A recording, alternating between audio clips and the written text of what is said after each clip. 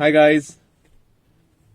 आज जो बात मैं आप लोगों से शेयर करने जा रहा हूं वो काफी सालों पहले की है, जब मैं पंतनगर में पढ़ा करता था। पंतनगर एग्रीकल्चर यूनिवर्सिटी, जो कि एशिया की टॉप मोस्ट एग्रीकल्चर यूनिवर्सिटी रह चुकी है, मैं वहां पर एग्रीकल्चर का स्टूडेंट था।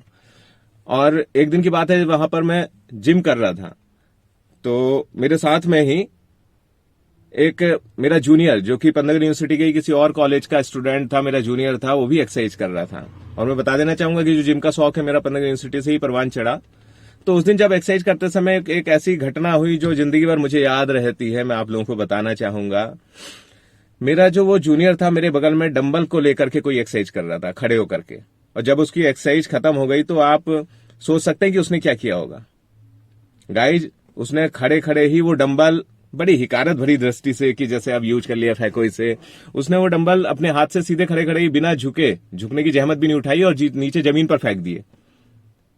मेरे मन में बड़ी इरिटेशन हुई इस बात को लेके, लेकिन उसका कदम वहीं तक रुक जाता तो शायद इरिटेशन का लेवल थोड़ा सा कम होता जो मेरे अंदर उस समय उत्पन्न हुआ था।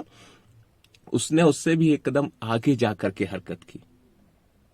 अब उसका अगला कदम देखिए क्या था कि वो डंबल जब उसने नीचे फेंके तो उसमें से एक डंबल रोल करता हुआ उसी की तरफ आ गया, उसके पैर की तरफ। तो उसने बिना सोचे समझे, कोई दिल में उसके कोई भाव नहीं था, उसने तुरंत अपना पैर उठाया और झटाक से उस डंबल पे मारा और उसे एक कोने की ओर डाल दिया। गाइस, जब उसकी इस तरीके की हरकत मैंने देखी बगल में ही खड़े होकर के, तो मेरे अंदर मिक्स भाव आए। एक तो ऑब्वियस सी बात है, बहुत इरिटेशन का भाव आया, और दूसरा भाव इस तरीके का है कि ये बंदा जो है यार यूज एंड थ्रो फीलिंग वाला होगा, कि जो भी चीज है उसे इस्तेमाल किया, अब उसके काम की नहीं है तो उसे फेंक दो, उसके लिए कोई मोल नहीं। और तीसरी फीलिंग इस तरीके की आई कि शायद ये बहुत इमेच्योर माइंड का होगा, अभी ये नादान होगा और इसमें इतनी समझ नहीं है। तो ये सब भाव आए, और मैं आपको बता देना चाहूंगा कि मेरे अंदर जो फीलिंग रहती है वो इस तरीके की फीलिंग है कि मैं जिम मेरे लिए एक मंदिर के समान है। मैं जिम के उपकरणों की पूजा करता हूं। मैं उस जिम का भक्त हूं, जिम भक्त। मेरे लिए जिम जो है बहुत बड़ी चीज है, जिसका मैं बहुत दिल से सम्मान करता हूं। तो जब उसने मेरे सामने इस तरीके से पैर लगा के हरकत की तो ऑब्वियस सी बात है कि मेरे अंदर बहुत क्रोध आया होगा। जब बहुत क्रोध आया, मन किया कि मतलब बहुत अजीब सा लगा, आप समझ सकते हैं। फिर भी मैंने अपनी उन सारी फीलिंग्स को कंट्रोल किया, और कंट्रोल करने के साथ उससे कहा, मैं रोक तो नहीं पाया, अपने आप को रोक नहीं पाया, तो मैंने उससे कहा। जब मैं कह रहा था तो मेरे चेहरे पर शून्य भाव थे, ना ही मैंने कोशिश करा कि ना गुस्से के भाव रहे और ना ही उसके साथ जूनियर की तरह एक मुस्कुराहटने वाले भाव। तो शून्य भाव के साथ मैंने उससे कहा कि भाई प्लीज ऐसे वेट्स पर पैर मत लगाया करो।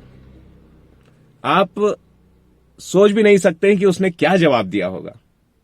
Can you imagine? आज भी मुझे उस जवाब की वजह से चीजें याद है। उसने बोला, सर अगर मैं इस वेट पर, इस डंबल पर पैर लगाता हूं तो इससे क्या होगा? क्या मेरी बॉडी नहीं बनेगी? क्या फर्क पड़ जाता है? मतलब इस जवाब की तो मुझे उससे अपेक्षा ही नहीं थी। अब तो मेरा क्रोध और भी सातवें आसमान पे हो गया, लेकिन स्टिल मैंने उस सारे को कंट्रोल कर लिया। और मैं सोचता हूं कि मैंने उस चीज को कंट्रोल किया। पता नहीं कहां से इतनी ताकत आई कि मैं वो भावना कंट्रोल कर गया। कंट्रोल करने के साथ ही मैंने हल्की सी मुस्कुराहट के साथ अब उससे बोला कि भाई, मैं तुम्हें बताना चाहूंगा कि जब हम बचपन में स्कूल में जब हमारा एडमिशन हुआ, और उसके बाद आपने देखा होगा कि जब हम स्कूल पढ़ा करते थे तो कोई भी किताब जब हमारे पैर पे लग जाती थी तो हम उस किताब को माथे से लगा लेते थे, और उस समय हमारे अंदर क्षमा याचना का और माफी मांगने जैसा भाव होता था विद्या माता से। तो और मैं समझता हूं कि आज भी हमारी वही आदत है, मेरी तो वही आदत है, और मैं समझता हूं आपकी भी मेरे भाई वही आदत होगी कि आप आज भी किताब को पैर लगते ही जो है माथे से लगाते होगे क्षमा याचना के साथ। क्या आप ऐसा करते हैं?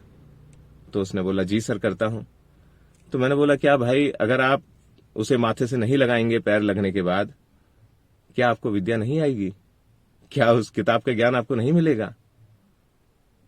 तो मेरी ये बात सुन मेरा वो जूनियर तुरंत मेरे मैसेज को समझ गया, और उसने मुझसे कहा, सॉरी सर, मैं आइंदा से ऐसा नहीं करूंगा।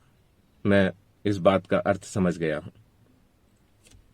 हालांकि ये एक घटना थी लेकिन ये कोई एक ही ऐसा बंदा नहीं है। और आप सभी जानते हो कि जितने जिम जाते हैं उनमें बहुत सारे लोग ऐसे हैं हमारे जो जिम के अंदर वेट्स को या फिर प्लेट्स को, रॉड को इस तरीके से फेंकते हैं और पैर लगा करके धकेल देते हैं। उन सभी के लिए एक संदेश के रूप में है कि मेरे लिए तो चलो वो एक पूजा के समान है, लेकिन स्टिल मुझे ऐसा महसूस होता है मेरे विचारों में कि आपको किसी भी चीज से अगर कुछ मिल रहा है, आप कुछ प्राप्त करते हैं, कोई शिक्षा, कोई ज्ञान या अन्य कोई चीज, आपको उसे सम्मान देना चाहिए। आपको डेफिनेटली उसे सम्मान देना चाहिए, आदर देना चाहिए। और इस चीज को मैं अगर साइंटिफिक और टेक्निकली तरीके से जोड़ भी दूं तो वो भी आप देखिएगा कि किस तरीके से ये उस तर्क के साथ जुड़ती है। आप जो भी मसल ट्रेनिंग करते हैं या फिर जो भी जिम जाते हैं, फिटनेस से जुड़े हुए लोग हैं, वे लोग जानते होंगे एक word, mind muscle connection. Guys, आप लोग जानते हैं कि जब हम मसल ट्रेनिंग करते हैं तो हमारी माइंड का मसल से कनेक्शन रहना चाहिए, और जब वो कनेक्शन रहता है तभी हम उसकी ट्रेनिंग अच्छे से कर पाते हैं, और तभी वो टूटती फूटती और तभी उसकी मरम्मत होती है और वो बढ़ती है। इसका मतलब माइंड मसल कनेक्शन मतलब कि आपका दिलो दिमाग उस मसल पे लगा रहे। दिलो दिमाग का मतलब कि भाव, फीलिंग भी आपको महसूस हो कि आपकी मसल कॉन्ट्रैक्ट हो रही है, आपको महसूस हो कि आपकी मसल अब लेन देन हो रही है, आप उससे वेट उठा रहे हैं, स्ट्रेंथ लग रही है। तो गाइज वो कब होगा? जब आप दिलो दिमाग से उसके साथ होंगे, आपकी फीलिंग्स वहां पर होंगी। ये फीलिंग्स तभी हो पाएंगी गाइज जब आप वाकई में उस जिम को उस फीलिंग के साथ सम्मान दे पाओगे, उसके साथ भावना के साथ जुड़ पाओगे। अगर आप अपनी बॉडी भी बनाना चाहते हैं तब भी आपको उससे सम्मान देना ही होगा। गाइज प्लीज, आप सभी से मेरा अनुरोध है, जो भी इस प्रकार के जिम गोअर्स हैं और जिम फ्रीकी लोग हैं, वे इस बात का ध्यान रखें। वो तभी असल मायने में जिम फ्रीकी हैं या फिटनेस पैशनेट हैं जब वो उसे उतना सम्मान दे पाएंगे। आप सभी को बहुत बहुत शुभकामनाएं।